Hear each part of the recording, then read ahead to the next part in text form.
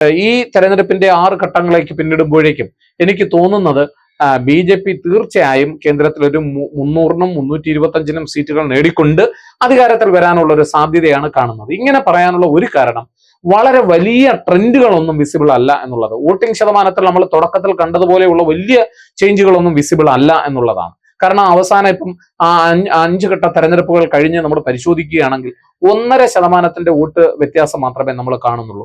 ആ 1.5% വോട്ട് വ്യത്യാസം എന്ന് പറയുന്നത് തീർച്ചയായിട്ടും ഈ ഭരിക്കുന്ന BJP എന്ന് പറയുന്ന സർക്കാരിനെ സംബന്ധിച്ചിടത്തോളം വലിയ ഭരണവിരുദ്ധ വികാരം അല്ല എന്നുള്ളതിന്റെ സൂചനയും, അതുപോലെ തന്നെ ഏതെങ്കിലും ഒരു പ്രത്യേക മുന്നണിക്ക് അനുകൂലമായി വലിയ തോതിൽ വോട്ട് മറിയുന്നില്ല എന്നുള്ളതിന്റെ ഒരു സൂചനയായിട്ടാണ് വിലയിരുത്തപ്പെടുന്നത്.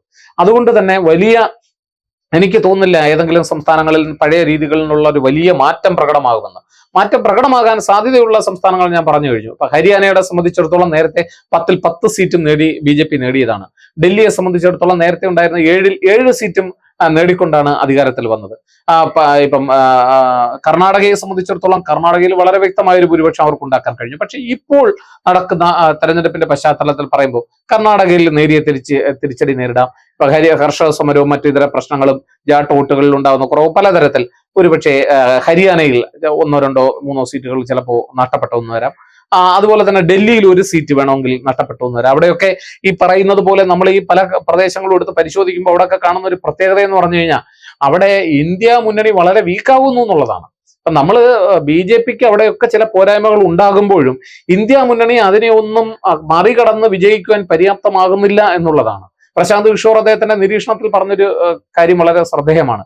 അതായത് പലതരത്തിലുള്ള ക്യാച്ചുകൾ, ക്രിക്കറ്റ് കളിയിൽ ധാരാളം ക്യാച്ചുകൾ പ്രതിപക്ഷത്തിന് ഇട്ടുകൊടുത്തിട്ടുണ്ട് എങ്കിലും അതൊക്കെ വിട്ടുകളഞ്ഞ് അവസാനം ഓപ്പോസിറ്റ് ബാറ്റ് ചെയ്യുന്ന ടീമിനെ സെഞ്ചുറി അടിക്കാൻ അനുവദിക്കുന്ന ഒരു കാഴ്ചയാണ് ഇപ്പോൾ കാണുന്നത്.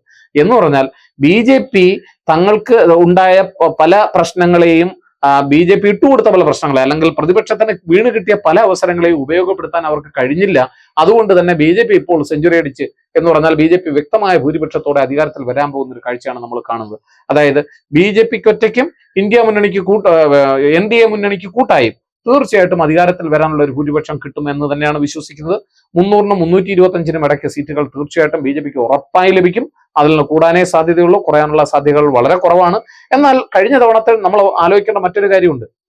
400ഓളം സീറ്റുകളിൽ കഴിഞ്ഞ പ്രാവശ്യം മത്സരിച്ച കോൺഗ്രസ് ഇത്തവണ 300ഓളം സീറ്റുകളിലേ മത്സരിക്കുന്നുള്ളൂ. ബാക്കിയെല്ലാം സഖ്യകക്ഷികളുമായിട്ടാണ് അവര് ചേർന്നുകൊണ്ടാണ് മത്സരിക്കുന്നത്. അപ്പൊ അങ്ങനെ സഖ്യത്തിന് വിട്ടുകൊടുത്ത് നീക്കുപോക്കുകൾ ഉണ്ടായിട്ട് പോലും പ്രധാന സ്ഥലങ്ങളിൽ അവർക്ക് അതിന് കഴിഞ്ഞില്ല എന്നുള്ളത് വലിയ പശ്ചിമ ബംഗാളിൽ മമതയെ കൂട്ടുപിടിച്ചുകൊണ്ട് മത്സരത്തിൽ പോകുവാൻ അവർക്ക് കഴിയുന്നില്ല എന്നുള്ളതാണ്. അവര് ഒറ്റയ്ക്ക് മത്സരിക്കുകയാണ്. അവര് അധികാരത്തിലെത്തിയാൽ തങ്ങൾ ഇന്ത്യ മുന്നണിയാണ് പിന്തുണയ്ക്കുന്നത് എന്നൊക്കെ പറഞ്ഞാലും അവിടെ BJP വിരുദ്ധ വോട്ടുകൾ പലയിടത്തും ഭിന്നിച്ചു പോകുന്ന ഒരു കാഴ്ചയാണ് നമ്മൾ കാണുന്നത്. ഡൽഹി എടുത്ത് നോക്കുവാണെങ്കിൽ ആം ആദ്മി പാർട്ടിയും കോൺഗ്രസും തമ്മിൽ ഉൾപാർട്ടി അവിടെ ഒരുപാട് പോരുകൾ നടക്കുകയാണ്. ആം ആദ്മി പാർട്ടിയുമായി കൂട്ടുകൂടിയതിന്റെ പേരിൽ അവിടുത്തെ PCC അധ്യക്ഷൻ പോലും രാജിവെച്ച് മാറി നിൽക്കുന്ന കാഴ്ചയാണ് കാണുന്നത്. പല സ്ഥലങ്ങളിലും ഈ പ്രശ്നങ്ങൾ വളരെ പ്രകടമാണ്. അതായത് ഇന്ത്യ മുന്നണിക്കുള്ളിലെ പ്രശ്നങ്ങൾ വളരെ പ്രകടമാണ്. അതുകൊണ്ട് തന്നെ വീണ് കിട്ടിയ അവസരങ്ങൾ മുതലെടുക്കാൻ കഴിയാത്ത ഇന്ത്യ മുന്നണിക്ക് ഈ തെരഞ്ഞെടുപ്പും തിരിച്ചടിയാകും എന്നുള്ള കാര്യത്തിൽ സംശയമുണ്ട്. ഒരു കാര്യം ഉറപ്പാണ്, ഇന്ത്യ മുന്നണിയെ സംബന്ധിച്ചിടത്തോളം കൂടുതൽ വിട്ടുവീഴ്ചകൾക്ക് കോൺഗ്രസ് കഴിഞ്ഞ തവണത്തതിൽ നിന്ന് തയ്യാറായതുകൊണ്ട് ചെറിയ നേട്ടങ്ങൾ ഉണ്ടാകുവാനുള്ള സാധ്യതയുണ്ട്. BJPക്ക് വലിയ നഷ്ടങ്ങൾ ഉണ്ടാകാനുള്ള സാധ്യതയും കാണുന്നില്ല. അതുകൊണ്ട് തെരഞ്ഞെടുപ്പ് കഴിയുമ്പോൾ ഒരുപക്ഷെ ജൂൺ 4-ന് ഫലം വരുമ്പോൾ ഒരു കാര്യം വ്യക്തമാണ്, നരേന്ദ്രമോദി 3-0 സർക്കാർ ഉണ്ടാകുവാനുള്ള എല്ലാ സാധ്യതയും ഈ തെരഞ്ഞെടുപ്പിൽ ഉണ്ടായി വരുന്നുണ്ട്. അതേസമയം തന്നെ ഇന്ത്യ മുന്നണിയും നില മെച്ചപ്പെടുത്തും എന്നുള്ളതാണ്. പക്ഷെ ഇവിടെ സ്മരിക്കേണ്ടുന്ന മറ്റൊരു കാര്യം, നമ്മൾ ഇന്ത്യ മുന്നണിയിലെ പല കക്ഷികളും ഇപ്പോൾ അവരോടൊപ്പം ചേർന്ന് നിൽക്കുന്നതിന്റെ ഒരു പ്രധാനപ്പെട്ട കാരണം തീർച്ചയായിട്ടും BJP കോൺഗ്രസിന് ഒരു വലിയ ശക്തിയായി വരാനും ഈ മുന്നണി രാഷ്ട്രീയത്തിൽ ഒരു വലിയ ബദലായി വളരാനും ഇപ്പോൾ തെരഞ്ഞെടുപ്പിൽ അനുകൂലമായ ഒരു സാഹചര്യം ഉണ്ടെന്ന് അവർ വിശ്വസിക്കുന്നതുകൊണ്ടാണ്. പക്ഷേ തീർച്ചയായിട്ടും വ്യക്തമായ ഒരു ഭൂരിപക്ഷം നേടുകയും BJP ഒറ്റയ്ക്ക് ഭൂരിപക്ഷം നേടുകയും BJPക്ക് ഒരു 300-325 സീറ്റ് അവരുടെ മുന്നണിയായിട്ട് കടന്നു പോകാൻ കഴിഞ്ഞാൽ ഒരുപക്ഷെ ഇന്ത്യ മുന്നണിയിൽ വീണ്ടും വലിയ അടികൾ പ്രകടമാവുകയും അത് തീർച്ചയായിട്ടും ഒരുപക്ഷെ പ്രതിപക്ഷ പാർട്ടികളെ സംബന്ധിച്ചിടത്തോളം വലിയൊരു പ്രശ്നമായി മാറുകയും ചെയ്യാനുള്ള സാധ്യത കാണുന്നുണ്ട്. എന്തായാലും ഈ തെരഞ്ഞെടുപ്പിൽ പൊതുവെ വിലയിരുത്തുമ്പോൾ ഹിന്ദി ഹൃദയഭൂമിയിൽ നേരിടുന്ന നേരിയ തിരിച്ചടികൾക്ക്, ഇപ്പൊ ദക്ഷിണേന്ത്യൻ സംസ്ഥാനമായിട്ടുള്ള കർണാടകയിൽ നേരിടുന്ന നേരിയ തിരിച്ചടികൾക്ക്, ഇതര പ്രദേശങ്ങളിൽ നിന്ന് നേടിയെടുക്കുന്ന അവർ സ്വരൂപിക്കുന്ന 1, 2, 3, 4 സീറ്റുകളുടെ നേട്ടങ്ങൾ ചേർത്തു വെച്ചുകൊണ്ട് BJP തീർച്ചയായിട്ടും അധികാരം നിലനിർത്തുവാനും ഒരുപക്ഷെ അവർ കരുതുന്ന ഒരു 400-ലേക്ക് എത്തിയില്ലെങ്കിൽ ഈ പറയുന്ന പോലെ ഒരു 300-325 സീറ്റുകളിലെത്തി തീർച്ചയായിട്ടും അധികാരത്തിലെത്താൻ കഴിയുമെന്നുള്ള ഉറച്ച വിശ്വാസമാണ്. അതിന് ബദലായിട്ടുള്ള ട്രെൻഡുകൾ ഒന്നും പ്രകടമല്ല എന്നുള്ളതാണ്. അതുപോലെ തന്നെ ഓരോ സംസ്ഥാനത്തിലെത്തുമ്പോഴും അവിടെ പ്രത്യേകമായ അജണ്ടകൾ BJP സെറ്റ് ചെയ്തിട്ടുണ്ട് എന്നുള്ളതാണ്. ഇപ്പൊ UP-യിൽ എത്തുകയാണെങ്കിൽ അവിടെ രാമക്ഷേത്രം ഒരു വിഷയമായി ചർച്ച ചെയ്യുന്നു. വേറൊരു സ്ഥലത്തെത്തുമ്പോൾ അവിടെ മുസ്ലിം, ഇപ്പൊ പശ്ചിമ ബംഗാളിൽ എത്തുമ്പോൾ അവര് മുസ്ലിം വിരോധം കൃത്യമായി പ്രകടമാക്കുന്നു. അവിടെ അതുകൊണ്ടാണ് മമതാ ബാനർജി ബംഗാളി ഐഡന്റിറ്റി ഉപയോഗിക്കുന്നത്. അതുപോലെ മഹാരാഷ്ട്രയിൽ എത്തുമ്പോൾ മറ്റു തരത്തിൽ ഷിൻഡെ വിഭാഗത്തെ ഉൾപ്പെടെ കൂടെ നിർത്തിക്കൊണ്ടുള്ള ഒരു മത്സരത്തിനാണ് അവർ ശ്രമിക്കുന്നത്. അപ്പോൾ ഓരോ സ്ഥലത്തും അവരുടെ ഒരു അജണ്ട, BJP-യുടെ ഒരു അജണ്ട വളരെ പ്രകടമാണ്. അവര് ഉണ്ടാക്കിയ ശരത് പവാറിന് പോലും പാർട്ടിയെ പറിച്ചെടുത്തുകൊണ്ട് അജിത് പവാറിനെ കൂടെ നിർത്തി മത്സരിപ്പിക്കുന്ന സാഹചര്യങ്ങളുണ്ട്. അപ്പൊ പല സ്ഥലങ്ങളിലും BJP നേട്ടം ഉണ്ടാക്കാൻ വേണ്ടി പരമാവധി പരിശ്രമിച്ചിട്ടുണ്ട്.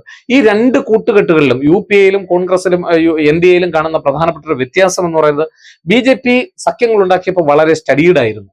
ചിലയിടത്ത് അവർക്ക് പോരായ്മ വന്നിട്ടുണ്ട്. പക്ഷെ ആവശ്യമില്ലാത്ത എന്നവർ വിശ്വസിക്കുന്ന ചില കൂട്ടുകെട്ടുകൾ കളഞ്ഞു, മറ്റുള്ള കൂട്ടുകെട്ടുകൾ ഉണ്ടാക്കാൻ ശ്രമിച്ചു. ഉദാഹരണത്തിന് ഹരിയാനയിലെ JJP സഖ്യത്തെ അവർ കാലേ കൂട്ടി ഒഴിവാക്കിയതാണ്. അപ്പൊ അവസാനം അവിടുത്തെ സ്വതന്ത്രന്മാർ മറുകണ്ട ചാടിയെ നമ്മൾ കാണുന്ന കാഴ്ചയുണ്ടല്ലോ അവിടുത്തെ സംസ്ഥാന രാഷ്ട്രീയത്തിൽ. അപ്പൊ അതുകൊണ്ട് BJP വളരെ സ്റ്റഡീഡാണ്. ഇന്ത്യ മുന്നണിയെ സംബന്ധിച്ചിടത്തോളം അവർ തീർച്ചയായിട്ടും വിട്ടുവീഴ്ചകൾ നൽകി കഴിഞ്ഞ പ്രാവശ്യത്തെക്കാൾ മെച്ചപ്പെട്ട ഒരു കൂട്ടുകക്ഷി സമ്പ്രദായത്തിലേക്ക് പോയി എങ്കിലും അവർക്ക് പല സ്ഥലങ്ങളിലും കീ ആയിട്ടുള്ള പല സംസ്ഥാനങ്ങളിലും പലരെയും കൂടെ നിർത്താൻ അവർക്ക് കഴിഞ്ഞില്ല എന്നുള്ളത് വലിയൊരു പ്രശ്നമായി അവശേഷിക്കുന്നു. എന്തായാലും ജൂൺ 4-ന് ഫലം വരുമ്പോൾ ഒരു കാര്യം ഉറപ്പാണ്, നമുക്ക് ഉറപ്പിച്ച് പറയാൻ കഴിയും. നരേന്ദ്രമോദി 3-0 സർക്കാരിനുണ്ടാകാനുള്ള സാധ്യത വളരെ കൂടുതലാണ്. അവരെ അധികാരത്തിൽ നിന്ന് മാറ്റി നിർത്തക്കമുള്ള വലിയ അജണ്ടകളോ അതുപോലെ തന്നെ വലിയ വോട്ടിംഗ് ശതമാനത്തിലുള്ള വ്യത്യാസമോ ഒന്നും തന്നെ പ്രകടമല്ല. അതേസമയം ഇന്ത്യ മുന്നണിക്ക് കഴിഞ്ഞ തവണത്തേക്കാൾ നില മെച്ചപ്പെടാനുള്ള സാധ്യതയുണ്ട്. പക്ഷേ അതേസമയം തന്നെ തലവേദനയായി ഇന്ത്യ മുന്നണിയിലെ കുറുമുന്നണികൾ ഉണ്ടാക്കുന്ന പ്രശ്നങ്ങൾ ഒരു തലവേദനയായി മാറാനും ഉള്ള സാധ്യതയുണ്ട്. എന്തായാലും നമുക്ക് ജൂൺ 4-ന് എല്ലാവർക്കും ഒരുമിച്ച് ഈ ജനാധിപത്യത്തിന്റെ ഫലത്തിനായി കാത്തിരിക്കാം.